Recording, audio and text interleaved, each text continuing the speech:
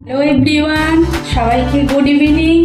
তো আজকে রাত্রে ডিনারে হচ্ছে চিকেন ভর্তা আর রুটি, ময়দার রুটি। তো চিকেন ভর্তার জন্যই দেখো চিকেনটাকে একটু সিদ্ধ করে নিয়েছিলাম, নিয়ে যে স্টকটা রেখেছি এটা কাজে লাগাবো। আর যে বন থেকে এটা বনলেস হলে খুব ভালো হতো, কিন্তু যেহেতু আমার বন সমেত ছিল তো আমাকে আবার ওগুলো বনগুলো বাছতে হয়েছে। বেছে এই যে চিকেনটাকে পুরো আলাদা করে নিয়েছি, নিয়ে এখানে একটা ডিম সেদ্ধ করে রেখেছি। আর এখানে মশলাটা করে রেখেছি, এটা আছে কাজু, চারমগজ আর টক দই মিক্সড করা, মিক্সড ভালো করে করা নেই, করব। আর এখানে আছে পেঁয়াজ, আদা, রসুন, কাঁচা লঙ্কা আর একটু জয়িত্রী পরিমাণ মতো দিয়ে পেস্ট করে রাখা আছে।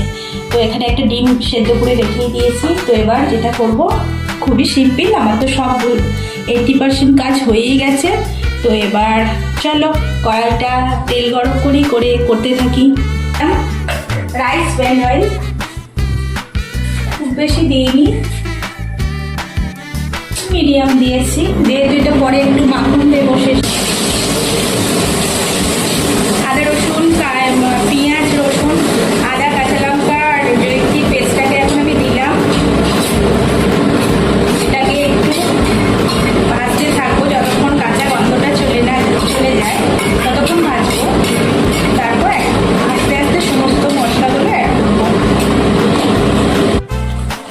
আদা রসুনের মশলাটা একটু ভাজা ভাজা হয়ে গেছে, এবার এতে আমি একটু কেচাপ দিয়ে দিচ্ছি। আমার কাছে এখন এই মুহূর্তে টমেটোটা অ্যাভেলেবল নেই, তাই আমি এটা কেচাপে করছি। টমেটো দিলে ভালোই হতো। চলো একটু টমেটো কেচাপ দিলাম।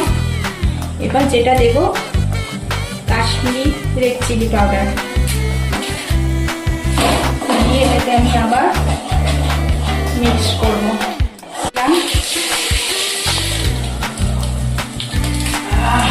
শাহির যে গরম মশলা কিনতে পাওয়া যায় ওটাই দিচ্ছি।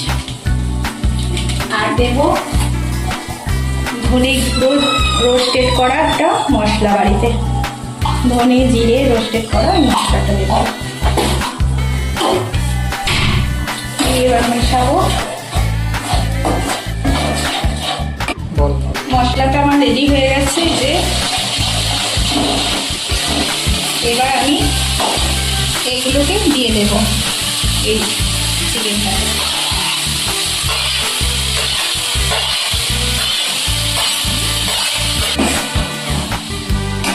স্টকটা দিয়ে পরিমাণ মতো লবণ আর চিনি দেবো, দিয়ে আরেকটু কষতে থাকবো।